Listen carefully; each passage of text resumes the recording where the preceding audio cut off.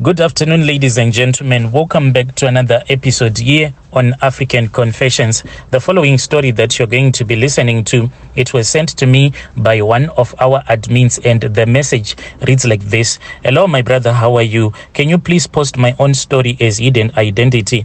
I want to confess that I sacrificed my biological father. Yes, I did. No, he did not rape me, but he was actually abusing someone that was very dear to my heart, someone whose cries broke my heart. So in order for my queen to have peace, the old man, unfortunately, he had to go. I grew up watching my father abusing my mother. I come from a home where my father abused my mother in all forms, be it mental, physical, financial. In fact, all forms of abuse, I witnessed them when I was growing up.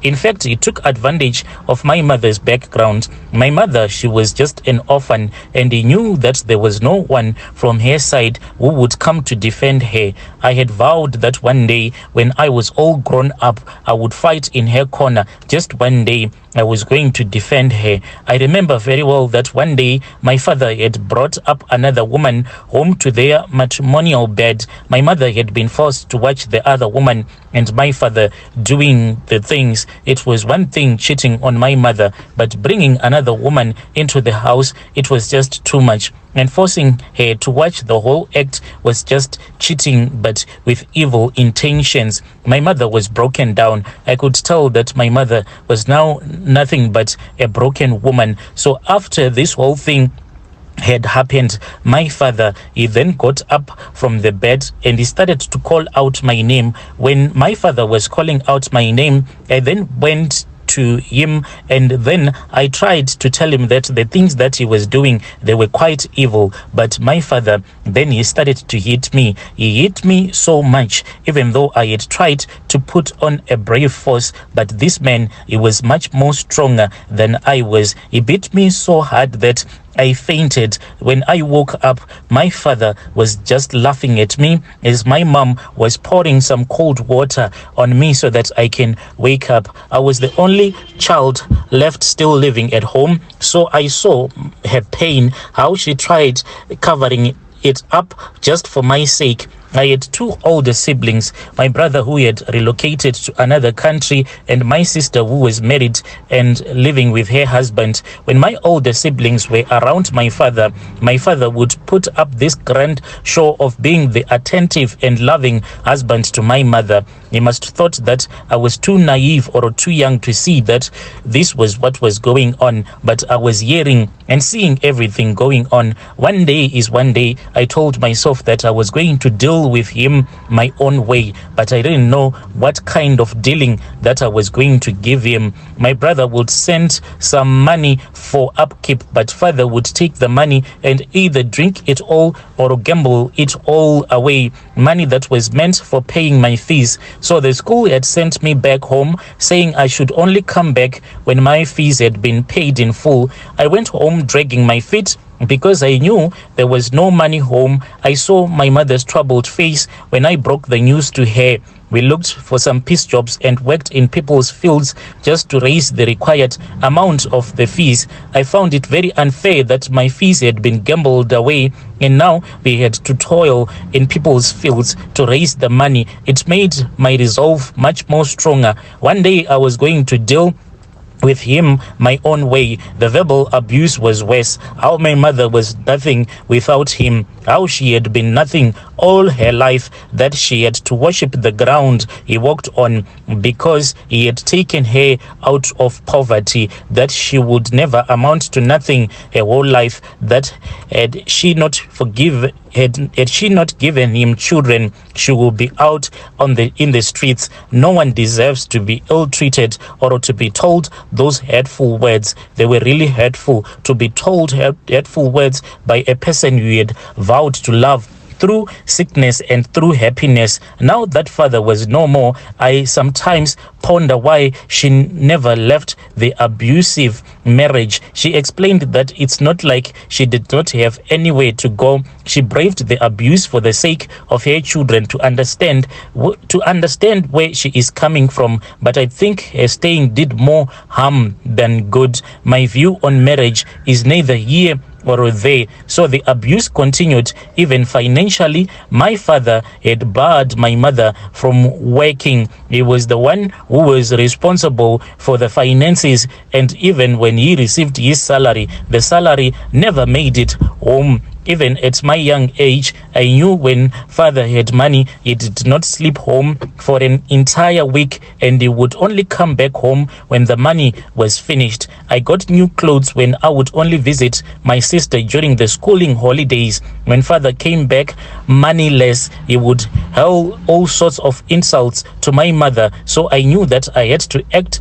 for my mother just to have peace. I needed to devise a plan that was fail-proof, a plan that no one will ever know or find out. Growing up, there was a man who was a loner. He was a cobbler, and he did not have any friends. There was rumor even when we were growing up that this man that I wanted to approach, this man, he had been used as an assassin. He had dangerous poison extracted from animals and plants. So I approached him in that mountain that he had built his home. And when I approached him, I told him that there was a dog which had a habit of stealing our chickens. So I needed it gone like yesterday. At first, he had been jumpy, saying that he had no idea what I was talking about. But after he had said, let us go into the consultation room, that was when he saw that I had been lying to him. And he said, why are you lying to me, child? Because I can see that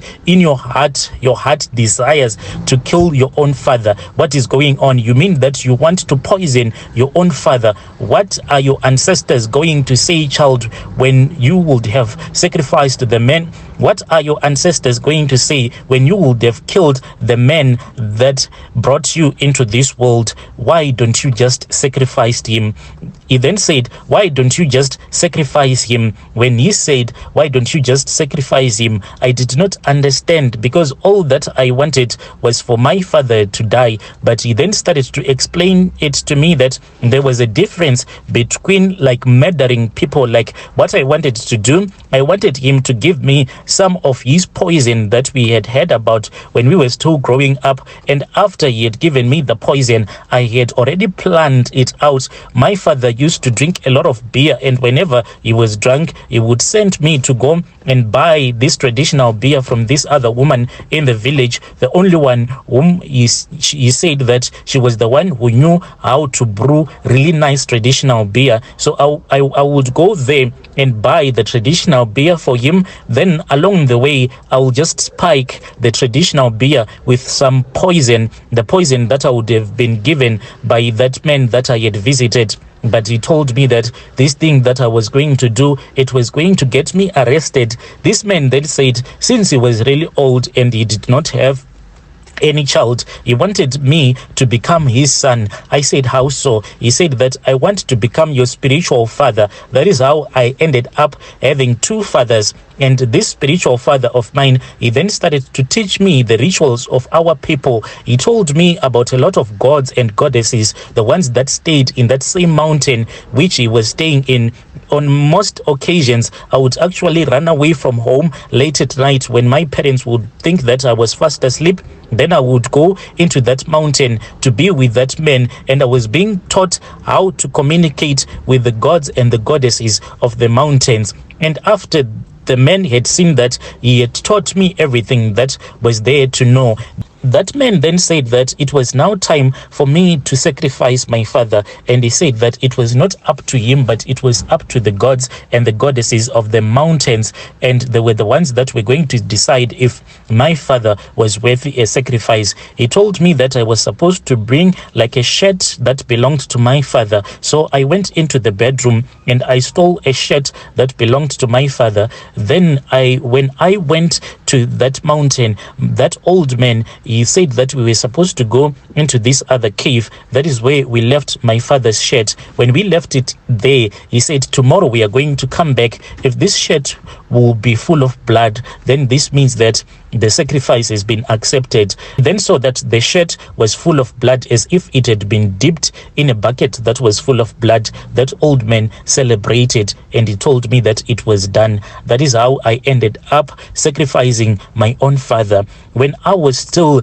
a young man growing up, I used to see the ghost of my father. I don't know how many times that I saw the ghost of my father sitting on his grave, but that old man, he used to give me some charms that made sure that the ghost of my father will never do me no harm. My father, even right now, I am still scared to go back to the village in which I grew up in because of the things that I did there. And now that this man is dead, it really scares me a lot, because that man used to give me some charms that used to chase away the ghost of my father. Currently, I am living in the city and I am married.